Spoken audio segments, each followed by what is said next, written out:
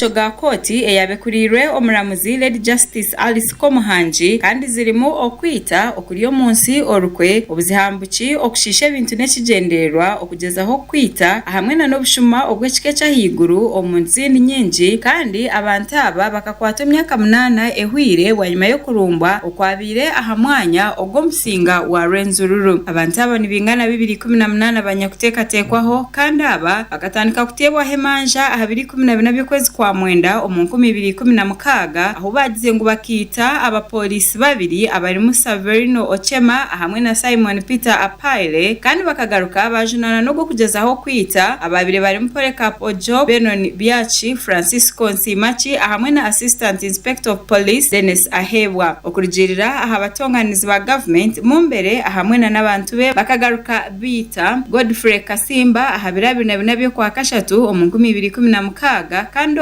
akaba nakora n'aba field force unit abo rubaju oruhababi bagirango Mumbere hamwe na nabantu be bakagaruka batahirira emyanya ya polisi bashishe bintu omucyaro ecyabukara hamwe na bunyatsi omukwezi kwa mushanju hamwe na nokwezi kwa 11 omunku 2016 ngo kandi bakaba bine birwaniso by'amani biterizo bakubarebekaho omukoti bona betekatekire kurikiza urubanja no kugenda omission no kozesibwa Principal State Attorney Lilian Omara yagambira koti Director of Public Prosecutions nashori kurira abahababi aba government ngutacenda kugenda mission no rubanja orungu kandi emishango yoona eyabiretibwa abantu aba bajibiyaho. My Lord, we humbly pray that the proceedings against the 218 as per the attached list be discontinued.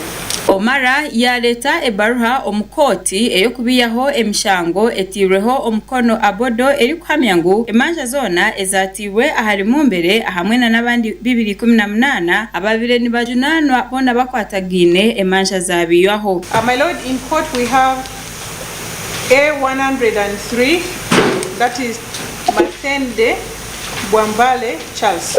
We also have A106 Baluku James. We have A121 Kule Gideon.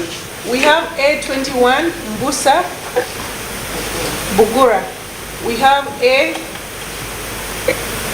A121 Musumu Kule Gideon. Those are the ones physically present in court, my Lord. Iborekangu emanja zona abazabiwaho okwiyaho Masereka Kamada hamwe na Thembo Kisubire owabiroriye nganzi hanga bari kugira ngo aba bo bakabura kushaba okusasibwa nk'uko abandi bakozire. We have A152 Thembo Katsubire. Okubiyaho emanja nikijaho bwanyuma yo kugira ngo bakashaba okusasibwa kandi oku government yabahire bwanyuma yo kugira ngo bakaja ngo bakigaruka kwetaba ombikorwa by'obuzihambuki kandi otirihona no kugira ngo bagarukana na government. Abantu aba okwihwaho emanja baba batari mukoti bitu baba connectinga omuringo ogwa Zoom kurugaruzira hamwe na jinja ombihome aho batwira remand. Abandi ababire barekwirwe bitu nabo abatahikaho omukoti nabo ba connectingwa aha Zoom okurugabundi bujo fotopoto hamwe na kasese omukoti eziri omyanya ejo kandi aba bagira ngo ebyona byabaho bari kureba ubwo bari kwayo ebaruha omuramuzi Komuhangi kuyaheza kugireba nawe yabatine kindi cyo kongeraho niko kugitaho omukono. Nagira ngo yarekura Mumbere hamwe na nabantu be oyiroba babine emishango ndijo okubiyaho emishango nikijaho ahabwire obu Mumbere abiraronzire akachiko k'abantu 11 kebembirwe Dr. Nathaniel Mumbere Walemba ariko uwewaho Constantine Bwambale kugira ngo babase kwebembera empanura z'obusinje hagati y'Omusinga wa Rwenzururu hamwe na government. Mumbere nkomwe ombantu abatekatekireho kwayabira ino mukono muhango omubintebi kwatwa ahabirabi na mushanju by'okwezi kwa 11 omwaka gwa 2016 hamwe na ba Royal Guards bakwingana 2 bitu ba Royal Omusinga bagira ngo abantu babo 10 bakafera omuchome batakatungire okuciwamo okwemanjezi. Ebyo niko byaba omukoti kandi abantu bo omu district eya Kasese bwanyuma yo kutunga